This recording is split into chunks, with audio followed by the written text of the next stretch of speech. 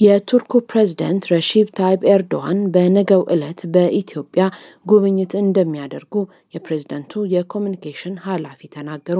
የፕሬዝዳንቱ የኮሚኒኬሽን ኃላፊ ቡርሃኔቲን ዱራን ፕሬዝዳንት ኤርዶዋን ዛሬና ነገ ወደ ተባበሩት አረብ ኤሚሬቶችና ኢትዮጵያ ይፋዊ ጉብኝት እንደሚያደርጉ ቅዳሜ የካቲት 7 2018 ገልጸው ነበር። ሆኖም የተባበሩት አረብ ኤሚሬት ጉብኝታቸው መሰረዙ ታውቋል። ጉብኝቱ የተሰረዘው የተባበሩት አረብ ኤሚሬቶች ፕሬዝዳንት ሼህ ሙሐመድ ቢን ዛይድ አልናህያን ባጋጠማቸው የጤና እክል ምክንያት እንደሆነ የቱርክ ኮሚኒኬሽን ዳይሬክቶሬትና የሀገሪቱ መገናኛ ብዙሃን በማህበራዊ ገጾቻቸው ገልጸው ነበር። ሆኖም ከትንሽ ቆይታ በኋላ የጤና ጉዳይን የተመለከተውን መረጃ ሰርዘዋል። ኤርዶዋን በተባበሩት አረብ ኤሚሬቶች ሊያደርጉት ያቀዱት ጉብኝት ወደ ሌላ ቀን መተላለፉ የተጠቀሰ ሲሆን ሁለቱ ፕሬዝዳንቶች በስልክ ተነጋግረዋል።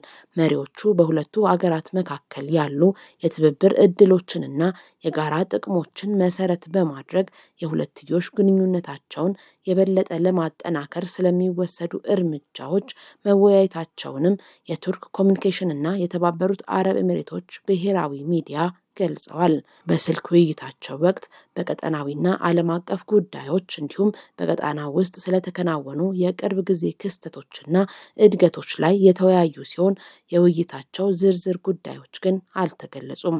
ፕሬዝዳንት ኤርዶዋን ነገ ማክሰኞ የካቲት 10 2018 ወደ አዲስ አበባ እንደሚያመሩ የፕሬዝዳንቱ የኮሚኒኬሽን ኃላፊ ቡርሃኔቲን ዱራን ገልጸዋል።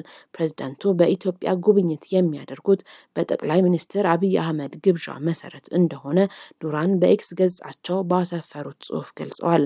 በኢትዮጵያ ቆይታቸው ከጠቅላይ ሚኒስትሩ ጋር የሁለትዮሽ ቀጠናዊና ዓለም አቀፍ ጉዳዮችን የተመለከቱ ውይይቶችን እንደሚያደርጉም ጠቁመዋል። ኤርዶዋን በኢትዮጵያ በሚኖራቸው ጉብኝት ድርድሮች የተጠናቀቁባቸው የተለያዩ ስምምነቶችና ሰነዶች የፊርማ ስነ ስርዓት እንደሚካሄድም ተገልጿል። ፕሬዝዳንቱ በኢትዮጵያ ጉብኝት ከማድረጋቸው አንድ ቀን ቀደም ብሎ በዛሬው ዕለት በቱርክና ኢትዮጵያ ግንኙነት ላይ ትኩረት ያደረገ የፓናል ውይይት በአዲስ አበባ እንደሚካሄድ የቱርክ ኮሚኒኬሽን ዳይሬክተር አስታውቋል። በቱርክ አዘጋጅነት የሚካሄደው ይህ የፓናል ውይይት የሁለቱን አገራት የዲፕሎማሲ ግንኙነት የተጀመረበትን 100ኛ ዓመት ምክንያት በማድረግ የሚካሄድ ነው።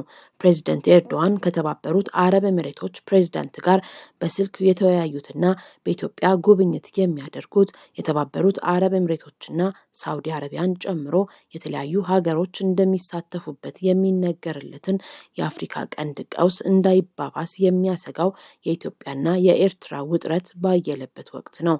የኢትዮጵያና የኤርትራ ውጥረት በተባባሰበትና የውጭ ኃይሎች ተሳትፎ የተጠናከረበት የሱዳን የእርስ በርስ ጦርነት በተፋፋመበት በዚህ ወቅት ኢትዮጵያን ጨምሮ ወደ ቀንዱ አገራት የተለያዩ የውጭ አገራት ዲፕሎማቶቻቸውን በብዛት በመላክ ላይ ናቸው። ከአፍሪካ ቀንድም ወደ ሌሎች ሀገራት በተለይም ወደ መካከለኛው ምስራቅ የገልፍ ሀገራት የሚደረጉ ጉብኝቶች ተበራክተዋል። ባለፉት ጥቂት ዓመታት ውስጥ በአፍሪካ ቀንድ የረዘመ እጇን የዘረጋቸው የተባበሩት አረብ ኤሚሬቶች ከኢትዮጵያ ጋር የጠበቀ ወዳጃዊ ግንኙነት ያላት ሲሆን በቀጣናው ሀገሪቱ ያላት መስፋፋት ያሳሰባት ተቀናቃኟ ሳውዲ አረቢያ ከቅርብ ጊዜ ወዲህ የኤሚሬቶችን ተጽዕኖ ለመግታት የሚያስችል እርምጃ መውሰድ ጀምራለች። በዚህም ግብፅን፣ ቱርክንና ኳታርን ያካተተ ጥምረት በመፍጠር በአፍሪካ ቀንድ ጉዳዮች ላይ የበላይነት ለመያዝ እየጣረች እንደሆነ ተንታኞች ይገልጻሉ። ቱርክ በበኩሏ በተለያዩ የዓለም ክፍሎች ያሉ ግጭቶችን በሰላማዊ ድርድር ለመፍታት የተጠናከረ ጥረት በማድረግ ላይ መሆኗን በመግለጽ ላይ ትገኛለች። ኢትዮጵያ ከሶማሌላንድ ጋር የተፈራረመችውን የመግባቢያ ስምምነት ተከትሎ ከሶማሊያ ጋር የተፈጠረው አለመግባባትም በቱርክ አሸማጋይነት እልባት ማግኘቱ ይታወሳል። ከአንድ ዓመት በፊት ከአዲስ አበባ ከተማ ተይዘው የተወሰዱ በቁጥር ያልተገለጹ ወጣቶች እስካሁን ድረስ ያሉበት አድራሻና የደህንነት ሁኔታ አለመታወቁን የኢትዮጵያ ሕዝባዊ አብዮታዊ ፓርቲ ኢህአፓ አስታወቀ። በርካታ ወጣቶች በመንግስት የጸጥታ ኃይሎች ተይዘው ከተወሰዱ በኋላ ከአንድ ዓመት በላይ ለሚሆን ጊዜ ያሉበት ሁኔታ ለቤተሰቦቻቸውም ሆነ ለሕዝብ ግልጽ አለመደረጉን ፓርቲው ዛሬ ሰኞ የካቲት 9 2018 በላከልን መግለጫ አመልክቷል። በወንጀል የሚጠረጠሩ ዜጎች በፖሊስ ቁጥጥር ስር መዋላቸውን እንደማይቃወም የገለጸው ኢህአፓ ነገር ግን ማንኛውም በወንጀል የተጠረጠረ ዜጋ ከአያያዙ ጀምሮ ምርመራ በሚደረግበት ወቅት በሕግ በተደነገገው መሰረት ሰብአዊ ክብሩና ደህንነቱ የመጠበቅ መብት እንዳለው በጽኑ እንደሚያምን አጽንኦት ሰጥቷል። ዜጎችን አፍኖ ወስዶ ለፍትህ ተቋማት ሳያቀርቡ ከዓመት በላይ ደብዛቸውን ማጥፋት ግልጽ ወንጀልና የሕግ ልዕልናን መናቅ ነው ሲል ፓርቲው ተፈጽሟል ያለውን ድርጊት ተችቷል። በመሆኑም ደብዛቸው ከጠፋ ዓመት ያለፋቸው ያላቸውን ዜጎች አድራሻና አጠቃላይ የደህንነት ሁኔታቸውን መንግስት በአስቸኳይ ለሕዝብና ለቤተሰቦቻቸው እንዲያሳውቅ ኢህአፓ ጠይቋል። ያሉበት የማይታወቁት ወጣቶች የተጠረጠሩበት ጉዳይ ካለ ጉዳያቸው በአስቸኳይ ተጣርቶ ወደ መደበኛ የፍትህ ተቋማት እንዲቀርቡም ጥሪ አቅርቧል። ከዓመት በላይ ያሉበት ሳይታወቅ ደብዛቸው እንደጠፋ ስለሚገለጹት ወጣቶች በመንግስት በኩል የተባለ ነገር የለም። በማንነታቸውና በፖለቲካ አመለካከታቸው ምክንያት በየእስር ቤቱ ታስረው የሚገኙ ያላቸው ፖለቲከኞች፣ ጋዜጠኞች፣ የሰብአዊ መብት ተሟጋቾች፣ የማህበረሰብ አንቂዎችና ሌሎች ዜጎችም ያለምንም ቅድመ ሁኔታ እንዲፈቱ ኢህአፓ በመግለጫው ጠይቋል። ፓርቲው ይህን ይበል እንጂ በማንነታቸውና በፖለቲካ አመለካከታቸው የታሰሩ ሰዎች አለመኖራቸውን መንግስት በተደጋጋሚ መግለጹ ይታወቃል። ቱርክ ለመጀመሪያ ጊዜ ከባህር ክልሏ ውጭ ለሚካሄድ ጥልቅ የባህር ውስጥ ነዳጅ ፍለጋ ቁፋሮ መርከቧን ወደ ሶማሊያ ልካለች።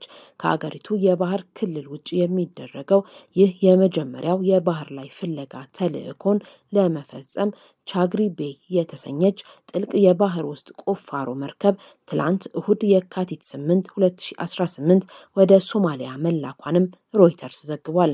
የቱርክ የኢነርጂ ሚኒስትር አልፓርስላን ባይራክታር ይህ ሁነት በቱርክ የነዳጅና የጋዝ ፍለጋ ጥረት ውስጥ ታሪካዊ ወቅት ሲሉ ገልጸውታል። መርከቧ በ45 ቀናት ውስጥ ሶማሊያ ትደርሳለች ተብሎ እንደሚጠበቅ የተጠቀሰ ሲሆን በሶስት የቱርክ የባህር ኃይል የጦር መርከቦች ታጅባ እንደምትጓዝም ተገልጿል። ቁፋሯን በሶማሊያ የባህር ዳርቻ በሚገኘው ኩራድ 1 በተሰኘው የነዳጅ ጉድጓድ ላይ በሚያዝያ ወር እንደምትጀምርም አስታውቀዋል። ቱርክ የሶማሊያን ነዳጅ ለማልማት በገባችው ስምምነት መሰረት 90 በመቶ የሚሆነውን የነዳጅ ሀብት የራሷ አድርጋ ለሶማሊያ ደግሞ 10 በመቶ ብቻ የሚደርስ መሆኑ መነጋገሪያ ሆኖ መሰንበቱ ይታወቃል።